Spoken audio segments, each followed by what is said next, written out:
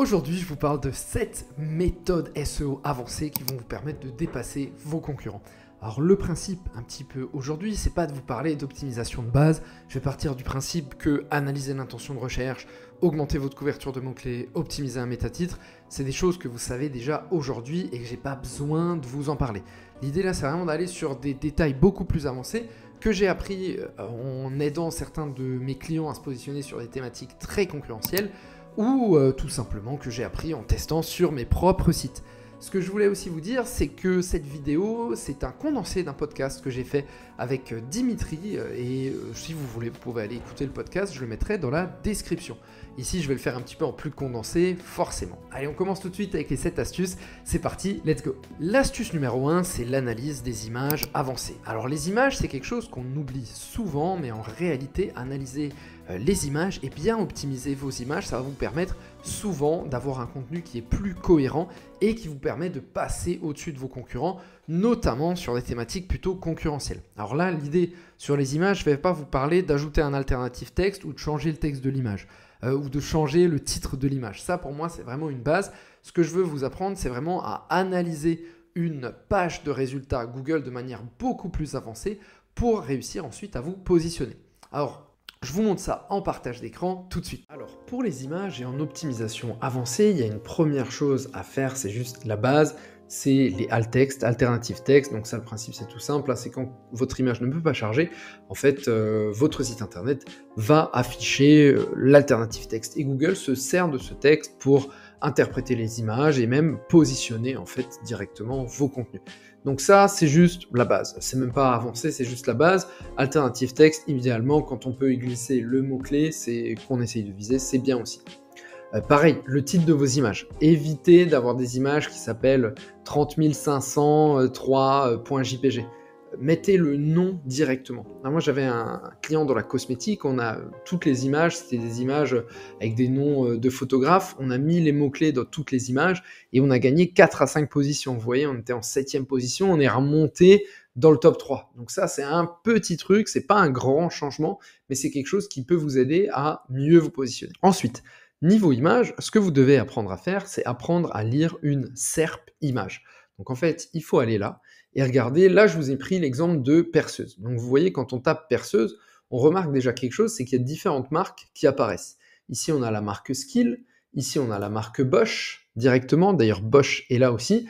Et donc forcément, vous voyez d'ailleurs cette perceuse, elle est en image 2 fois. Et bien forcément, si vous voulez ranker et bien vous positionner, il va falloir probablement avoir une image de cette perceuse Bosch sur votre page. Alors c'est pareil sur Croquette pour chien, c'est un autre exemple que j'avais pris. Vous voyez, là on voit deux choses. On voit que la marque Royal Canin, Ultima et Purina sont des marques qui sont présentes. D'ailleurs, Ultima, il y a 2 fois, ici et ici. Et on voit aussi qu'il y a ces images un peu de croquettes. Donc vous, si vous voulez optimiser vos contenus, que ce soit un article de blog ou que ce soit directement une page catégorie e-commerce, il faut vraiment regarder la SERP image, voir les images qui ressortent et il faut lire entre les lignes. Parce qu'aujourd'hui, Google, c'est une machine pour donner aux gens le contenu qu'ils veulent. Et donc vous, si vous êtes capable de lire ces indices pour donner aux gens le contenu dont ils ont besoin, vous allez voir, vous allez décoller. Autre chose aussi que j'utilise beaucoup, c'est de regarder le nombre d'images de mes concurrents. Vous voyez, je vais voir le nombre d'images qu'ils ont sur leur page et je vais comparer avec le nombre d'images que j'ai moi et ça me permet de savoir un petit peu si je suis bien positionné par rapport à eux. Alors il y a un outil qui permet de faire ça très bien, c'est l'outil True. True qui vous permet en fait d'auditer une SERP et de regarder un petit peu, et il va vous indiquer combien d'images ont vos concurrents et combien vous en avez. Si vous en avez moins, c'est jamais bon signe. L'idéal, c'est d'en avoir au moins autant que vos concurrents et au moins autant que le top 3 si vous voulez vous positionner. Sur les images, je voulais aussi souligner autre chose, c'est l'importance d'avoir vos propres images. Donc vos propres images, ça veut dire quoi? Ça veut dire des images qui n'ont jamais été indexées par Google, que vous êtes les premiers à faire indexer. Ça va apporter différentes choses. Déjà, ça va prouver, entre guillemets, que vous êtes une autorité sur le sujet. Je l'ai déjà dit dans ma vidéo sur les Quality Raters et le principe de EEAT. En fait, Google, il veut mesurer de manière algorithmique ou autre à quel point il y a eu de l'effort qui est investi dans vos pages. Parce qu'en fait, l'effort, c'est ce qui prouve que Google peut vous faire confiance ensuite. Et il y a une deuxième raison aussi, c'est que lorsque vous avez vos propres images, vous créez un lien de confiance avec les personnes qui viennent sur votre site. Et qui dit lien de confiance dit forcément derrière plus de trafic, et plus de trafic, plus de conversions, et plus de trafic, eh ben, vous allez mieux vous positionner sur Google aussi. Donc très important, ayez vos propres images, embauchez des photographes pour le faire. Ça vous permet d'avoir de belles images, des images avec le produit, des images juste du produit utilisé. C'est très important d'avoir cette diversité. Le point numéro 2, c'est l'importance d'aller chercher du contenu et du trafic externe. Alors je l'ai déjà dit dans plusieurs vidéos, Google en 2025, tout comme en 2024 d'ailleurs, il est très sensible au trafic. C'est-à-dire qu'en fait, quand un site a du trafic externe au SEO, eh bien ça prouve à Google que ce site il est cohérent et ça envoie du signal utilisateur parce que Google il a ses données grâce à Google Chrome. Et Google forcément il a tendance à recommander les sites qui ont le plus de trafic. Et donc pour ça, il faut être capable d'aller chercher du trafic externe. Mais là, vous allez me dire, ouais mais Lucas, trafic externe c'est cool. Mais moi j'ai pas le temps, je dois déjà faire le SEO. Si en plus je dois faire encore du TikTok ou autre, c'est trop long. Et c'est là vraiment que l'utilisation de ChatGPT est importante. Vous voyez, sur ChatGPT, en fait, ça vous permet de faire plein de choses. Alors la première chose dont j'aimerais vous parler, c'est l'idée de transformer des articles de blog en une vidéo. Alors ça, que ce soit ChatGPT, Claude ou d'autres intelligences artificielles, ça vous permet de le faire très simplement. C'est-à-dire que vous allez transformer un contenu en potentiellement une vidéo YouTube. Ensuite, cette vidéo YouTube, il faut la transformer en des formats courts. Les formats courts, c'est les shorts, les reels, le format TikTok, tout simplement. Alors ce qui marche très bien là-dessus, transformer une vidéo YouTube qui fait 10 minutes, c'est difficile. Pour transformer une vidéo YouTube en contenu court, il faut viser des vidéos qui font 30-40 minutes. Alors soit vous faites un podcast, soit vous faites un peu une vidéo masterclass d'1 heure, et ensuite cette masterclass d'1 heure, vous allez vraiment pouvoir la transformer en beaucoup de contenu short. Mais en tout cas, ça c'est vraiment quelque chose à penser pour deux raisons. Une première raison, c'est que ça vous crée une marque. En fait, quand vous êtes présent sur différentes plateformes, les gens vont commencer à chercher votre nom. Et grâce à ça, ça vous crée une marque et ça vous permet d'être de plus en plus présent. Google adore les marques parce qu'en fait, quand il y a une marque sur Google, une marque qui est recherchée sur Google, ça prouve à Google que vous êtes une entité et une personne de confiance. Google adore ça. Deuxième chose aussi, c'est que lorsque vous avez du trafic externe, je vous l'ai dit au début, le trafic externe, ça contribue à faire monter votre site et plus vous avez de trafic, mieux vous vous positionnez. Donc pensez bien, l'IA, c'est vraiment un transformateur de contenu. Vous partez d'un article de blog pour faire des shorts, vous partez d'un article de blog pour faire des vidéos YouTube et tout ça, ça vous permet vraiment d'augmenter votre trafic et votre SEO. Ça joue pour votre SEO. Troisième point très avancé, c'est de lire les Quality Writers Guidelines de Google. Alors je vais rappeler un peu ce que c'est les Quality Writers. En gros, Google, il y a quelques années, a commencé à travailler avec des êtres humains. Ils sont 16 000 dans le monde. Et l'idée, c'est de faire travailler ces êtres humains et de leur faire vérifier les résultats de Google. Donc, c'est-à-dire que Google, d'abord, de manière algorithmique, il va positionner ses contenus et ensuite, il va demander à des êtres humains de vérifier. Ils vont leur dire, allez sur cette page de vente et dites-nous, allez sur cette page de résultats Google et dites-nous si le contenu qu'on a positionné, il est bien cohérent ou pas. Et les Quality Writers, ils doivent donner une note de la qualité du contenu. Donc, ça va de low, bas, à high, low à high, et à partir de là, ils doivent noter les contenus. Donc forcément, si ces êtres humains, ils vont voir des contenus et ils vont voir que le contenu, il n'est pas bon, et ça va donner des notes négatives. Alors, pour plus de précision, ce que doivent regarder ces Quality Writers, alors ceux qui le veulent, j'ai fait une vidéo dédiée au sujet où j'ai lu l'ensemble des guidelines des Quality Writers, c'est 170 pages. Je vous invite à regarder la vidéo, mais en tout cas, il y a une première chose que Google leur demande, c'est de regarder qui est l'auteur de contenu et l'entité qui a créé le contenu. Et en fait, ça, c'est vraiment ultra important. On va leur dire, voilà, regardez en détail qui est l'auteur du contenu. Est-ce que tapez le nom de cet auteur sur Google ou de cette autrice sur Google et vérifiez si la personne est connue, si d'autres sites parlent de lui, s'il a écrit sur d'autres publications. Vous voyez, très important. Donc ça veut dire que vos auteurs doivent être des personnes connues et reconnues dans votre monde et dans la niche sur laquelle vous écrivez. Enfin, il y a aussi un autre point et un terme qui revient toujours dans les Quality Writers Guidelines, c'est le terme d'effort. En fait, Google dit précisément à ces Quality Writers, à ces personnes, de ces êtres humains, de vérifier est-ce qu'il y a de l'effort qui a été placé dans le contenu. L'effort, comment vous pouvez prouver à Google qu'il y a eu de l'effort sur votre contenu? Déjà, c'est entre guillemets la taille du contenu et la précision du contenu. Est-ce que ce contenu, il y a une étude de cas ou c'est simplement une grosse liste d'informations qui ont été piochées partout sur le web? Est-ce que vous avez des images personnalisées que vous avez créées vous-même? Tout ça, ça prouve l'effort qui a été fait. Et d'ailleurs, pour l'anecdote, Google dit aussi à ses quality writers, bah, si vous voulez juger un contenu, pensez un petit peu comme si vous étiez des professeurs qui corrigent des dissertations. Et il y a écrit noir sur blanc, Google leur écrit, bon bah regardez un petit peu le contenu. Si vous voyez que c'est du contenu pioché à droite à gauche et que c'est juste un copier-coller d'autres sites, bon bah ça c'est un contenu qui doit avoir une mauvaise note. En revanche, si vous voyez que le contenu a été écrit, qu'il y a un maillage interne cohérent, qu'il y a des images précises qui ont été créées et qu'on voit que de l'effort a été mis dans ce contenu, eh ben vous pouvez donner une note positive à ce contenu. Donc ça, c'est très important pour progresser en SEO, lire les Quality Writers Guidelines. Je vous invite à regarder ma vidéo sur le sujet, ça va vous faire gagner beaucoup de temps.